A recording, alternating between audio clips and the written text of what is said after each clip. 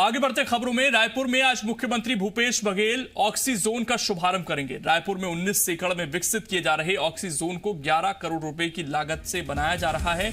Oxyzone में 75 अलग अलग प्रजातियों के पेड़ पौधे लगाए जा रहे हैं। इसके पहले चरण में 4 करोड़ रुपए की लागत से 4000 पेड़ पौधे लगाए जा चुके हैं, जिसमें आम, जामुन, सीताफल, आंवला और अमरूद जैसे फलदार पेड़ भी लगाए गए हैं। तो वहीं ऑक्सीजोन में 503 पुराने पेड़ों को भी संरक्षित किया गया है।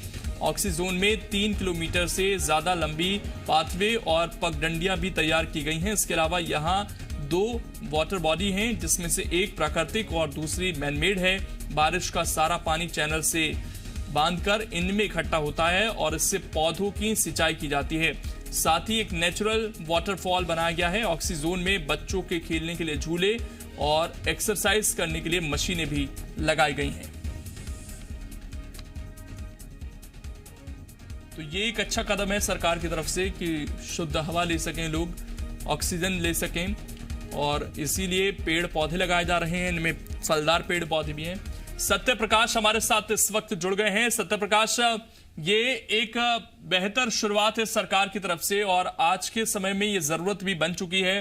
कितने बजे से इसकी शुरुआत होगी और क्या क्या सुविधाएं लोगों को यहां पर मिलेंगी?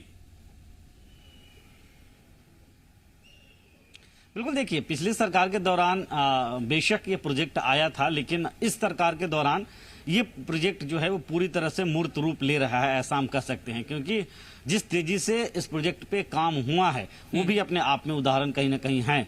लगातार वृक्षों का रोपण हुआ है, वहां पे लगातार जो सुविधाएं एक ऑक्सीजोन के लिए मानक है वो डेवलप करने की कोशिशें हुई हैं।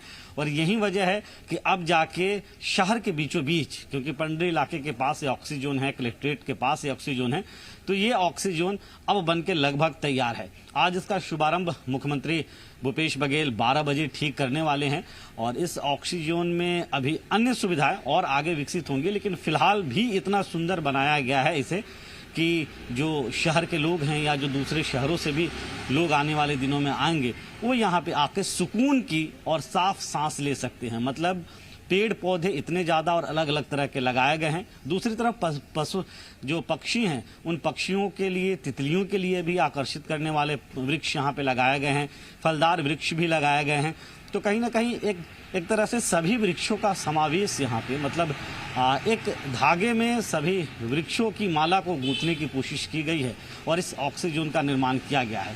तो अपने आप में एक बड़ा प्रोजेक्ट था और इसे उदाहरण लेते हुए अन्य ऑक्सीजन का भी निर्माण आने वाले दिनों में हो सकता है। तो आज इसका शुभारंभ मुख्यमंत्री भूपेश बघेल करने वाले हैं। एक समस्या सत्यप्रकाश ये आती है कि रखरखाव कई बार ठीक से नहीं हो पाता है और उसके बाद पेड़ सूखने लगते हैं तो वो खूबसूरती चली जाती है ऐसी जगहों की। तो इस बार रखरखाव को लेकर भी कोई विशेष प्रबंध हैं ताकि खूबसूरती और बनी रहे, उल्टा आने वाले समय में और बढ़ती जाए यहाँ पर पेड़ों की संख्या?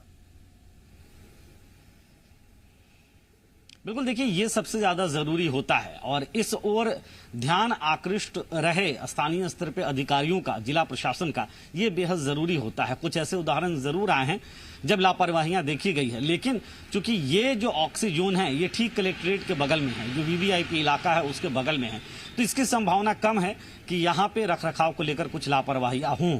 दूसरी तरफ अगर हम कहें तो ऑक्सीजोन की मॉनिटरिंग लगातार वरिष्ठ अधिकारी करेंगे, इस बात को भी इंश्योर कराने की कोशिश की जा रही है। तो ऐसे में उम्मीद ये की जानी चाहिए कि ये ऑक्सीजन उदाहरण बने, प्रदेश में एक बेहतर, शांत और सुरक्षित और इसके साथ साथ शुद्ध वायु लेने वाले वातावरण के लिए।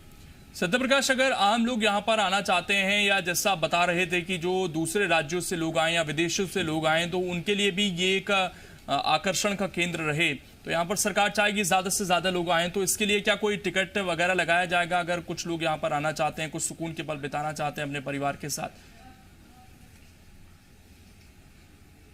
देखिए, अभी तक टिकट की कोई व्यवस्था यहाँ पे नहीं रखी गई है। आज शुभारंभ है, उसके बाद धीरे धीरे कुछ अन्य व्यवस्थाएं भी बनाई जाएगी। आगे क्या कुछ रहेगा ये देखने वाली बात होगी, लेकिन फिलहाल टिकट जैसी कोई व्यवस्था नहीं है। अभी चूंकि लंबे वक्त से इसे डेवलप करने का भी काम चल रहा था, तो जहां तक डेवलप हो पाया था, चूंकि वहां से एक मुख्य पाथवे भी बनाया गया है जो पंडरी तरफ निकलता है घड़ी चौक से होते हुए, तो उस पाथवे से भी बेहद खूबसूरत नजारा दिखता है। तो मुझे नहीं लगता है कोई टिकट यहाँ पे होगी, लेकिन सुंदरता बहुत आकर्षक आकर्षित करने वाली होगी। और निश्चित तौर पे चूंकि राजधानी है रायपुर में दूसरे राज्यों से लोग आते हैं, दूसरे देशों से भी लोग यहाँ पे विभिन्न मीटिंग या विभिन्न प्रयोजन से आते हैं, तो ऐसे में एक ऐसी जगह तो जरूर होगी जहाँ पे शुद्ध हवा उन्हें मिले, जहाँ पे शांत वातावरण हो, जहाँ की सुंदरता देखी जा सके। शुक्रिया आपका सत्य प्रकाश जुड़ने के लिए और जानकारी देने के लिए। तो ये एक अच्छी पहल है, पुरानी सरकार ने इस पर काम शुरू किया था, अब इस नई सरकार के दौरान ये अपना मूर्त रूप लेता हुआ दिखाई दे रहा है।